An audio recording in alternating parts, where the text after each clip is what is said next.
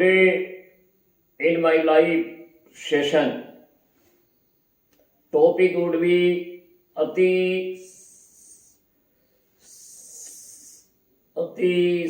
सर्वत्र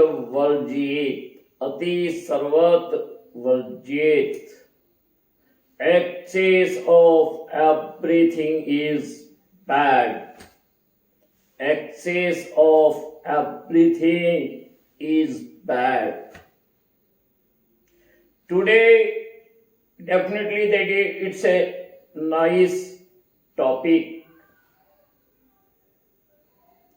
Everybody now they did the present scenario thoughtful about the excess, and nowhere anybody would enjoy. Eating is good, overeating is bad. Sleeping is good, oversleeping is bad. Thinking is good, overthinking is bad. Nowadays, in a trifles, छोटी छोटी बातों को हम लोग इतना जोर देकर सोचने लगते हैं कि ये फाइनली हमें बीमारी की ओर ढकेल देता है। किसी ने कोई बात दिल पे कह दी, हम लोग दिल पे इसको बहुत बेदर्दी से लेते हैं, बेदर्दी से इसे झेलते हैं, और ये निश्चित रूप से आपके लिए घातक बीमारियों का कारण बनता है। आज जुआ की छोड़ दीजिए, छोटे मोटे बालक हाइपरटेंशन, शुगर, हार्ट, किडनी के पेशेंट बनते चले जा रहे हैं। हर किसी का स्टार्ट मॉर्निंग नाश्ते के साथ टैबलेट्स की गोलियों से होता है, जो रात्रि के सोने तक ये गोली और कैप्सूल का कारोबार चलता रहता। अगर हम कई दशक बैक में जाते हैं तो ये प्रॉब्लम्स नहीं थी, अब ये प्रॉब्लम्स क्लाइमेक्स में पहुंच रही है। तो इसके पीछे हमें कारणों को ढूंढना होगा, और अगर हम कारणों को जानने का प्रयास करें तो हमें कम से कम ये तो पता चलेगा कि ओवर थिंकिंग से स्ट्रेस होता है, और हर इंसान स्ट्रेस में जी रहा है। कुछ मतलब के कारणों से जी रहे हैं, कुछ बेमतलब के कारणों से। छोटी छोटी बातों को हम इशू बना देते हैं, और यही इशू हमें स्ट्रेस की ओर, तनाव की ओर ढकेल देती है, और वहीं से भिन्न भिन्न बीमारियों का बीजारोपण हो जाता है। तो साथियों, हमें चाहिए कि ये स्ट्रेस से बचे। चाणक्य जी से किसी ने कहा कि जहर क्या है, उन्होंने बहुत ही सुंदर जवाब दिया, वो हर चीज जो आपकी जिंदगी में आवश्यकता से अधिक है वही जहर है। फिर वो चाहे क्यों ना ताकत हो, क्यों ना धन हो, क्यों ना भूख हो, क्यों ना अभिमान हो, क्यों ना आलस हो, क्यों ना महत्वाकांक्षी हो, क्यों ना प्रेम हो, क्यों ना घृणा हो, और क्यों ना लालच हो।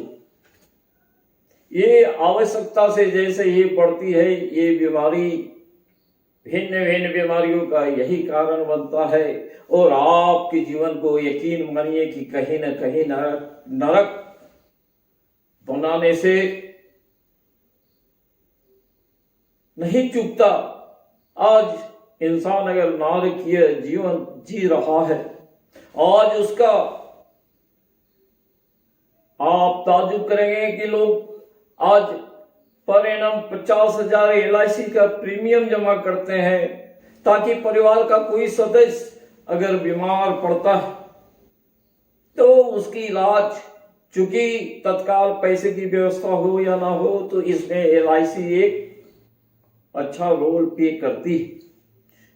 तो ये स्ट्रेस लेके नहीं जीना है दोस्तों, इस स्ट्रेस से बचना होगा। और बचने का एक बहुत बढ़िया उपाय है कि ये भोगवादी संस्कृति है, ये आधुनिकता की जो नंगी दौड़ है, उस नंगी दौड़ में हम दौड़ और छलांग नहीं लगाने की कोशिश करें, अपने लालच पर काबू लाएं।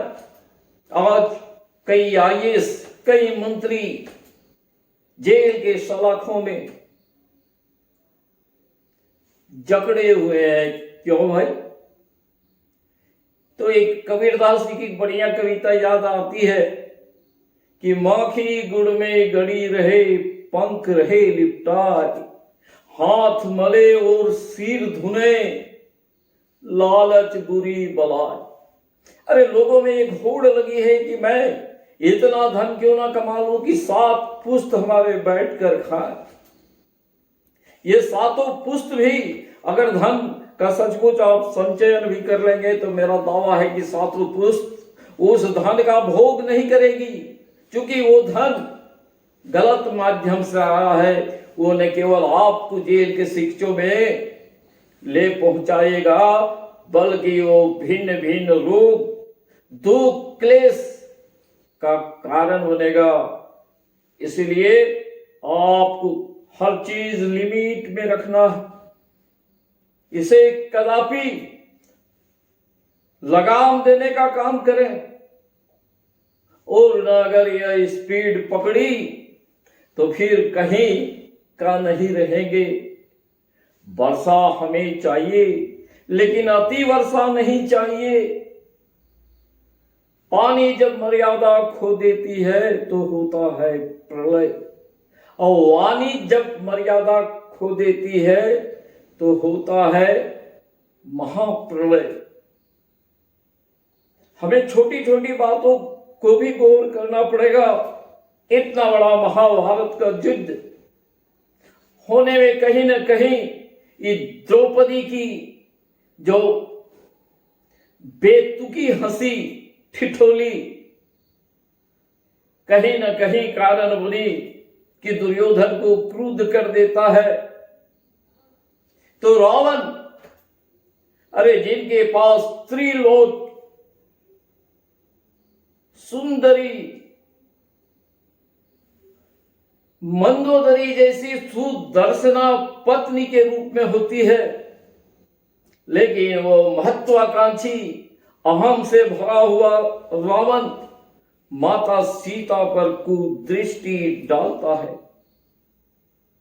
तीनों लोकों का स्वामी, जो कितने देवी देवताओं को बंदी बना रखा था, देवी देवता उनके बंधन में रहते थे, अपने आप को त्रिलोक, लेकिन उसकी महत्वाकांक्षा बढ़ती है, काम पिपासा बढ़ती है, और फाइनली न केवल उन्हें भगवान श्री राम के हाथों से यमलोक जाना पड़ता है, बल्कि सोने की लंका जलकर राख हो जाती है, ढह जाती है, और उसका राक्षस कुल, जो रावण खानदान का मतलब समझते हैं, तो रावण खानदान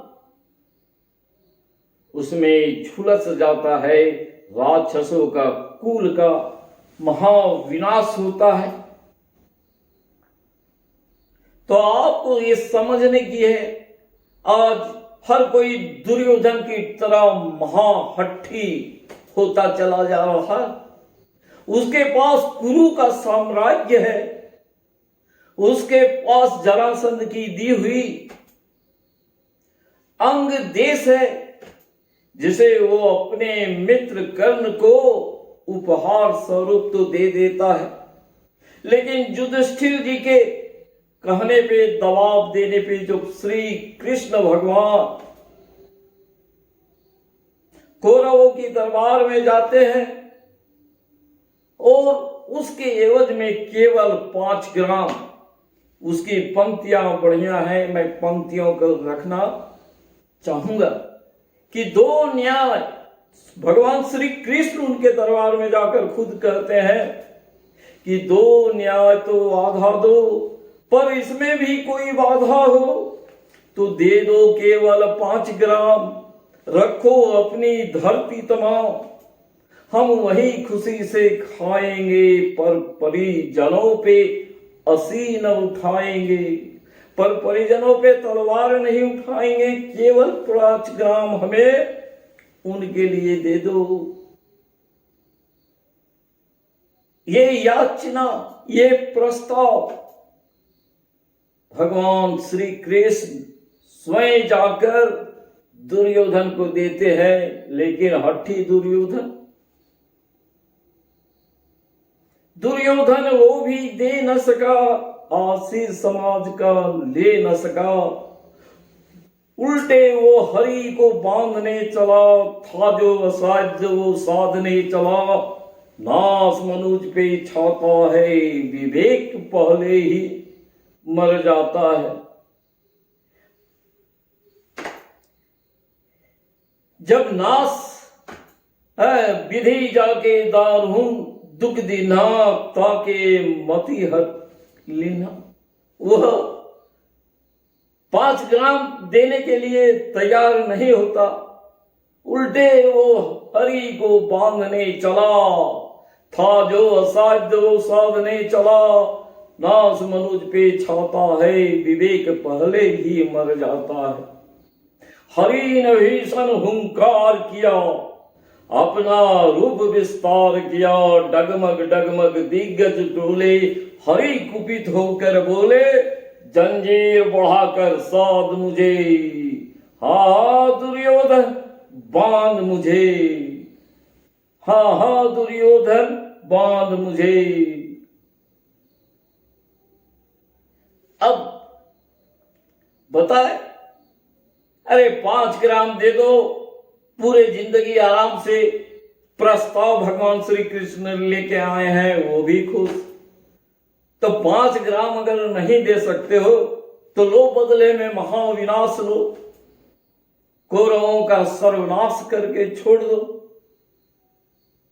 कृष्ण भगवान बताते हैं कि विद्याचल मेरा दीप्त भाव, वचस्थल भूमंडल विशाल, भुज परिधि बंद को घेरे हैं, मैं नाक में मग पी मेरे हैं, दीप्ते जो यह नक्षत्र निकर, सब है मेरे मुख के अंदर, दृग है तो दृश्य कांड देख, मुझ में सारा ब्रह्मांड देख, जीव चर अचर जग अश्वर, जीव नस्वर,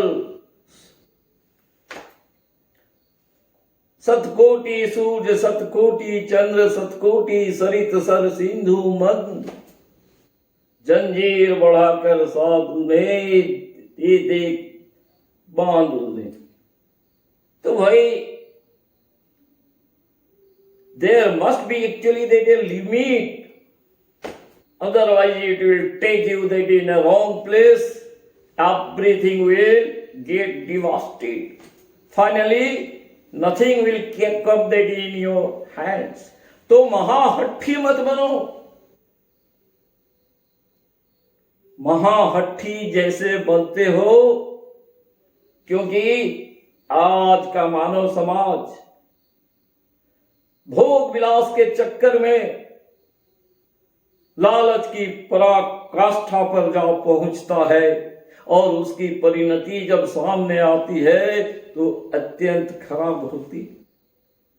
हमें हमारे शास्त्र क्या कहते हैं, हमारा इतिहास क्या कहता है, इसके बारे में कहीं न कहीं जानते हुए, सोचते हुए, समझते हुए, क्योंकि मित्रों का आग्रह है कि भाई आप बहुत लंबा वीडियो बनाते हैं, इतना लंबा वीडियो नहीं देख पाते हैं, इसलिए मेरा प्रयास होगा कि मैं आफ्टर 9 o'clock 9 बजे रात्रि के बाद या दिन में कभी लाइव पे आऊं और आपसे मुखातिब रहूं। हाँ, मुझे प्रॉब्लम है, चूंकि मैं अपना कैमरा दूर में रखता हूं, इसलिए नामों को मैं देख नहीं सकता। इसका आप बुरा नहीं माने, लेकिन मैं उसका उत्तर बाद में दे सकता हूं। ओके।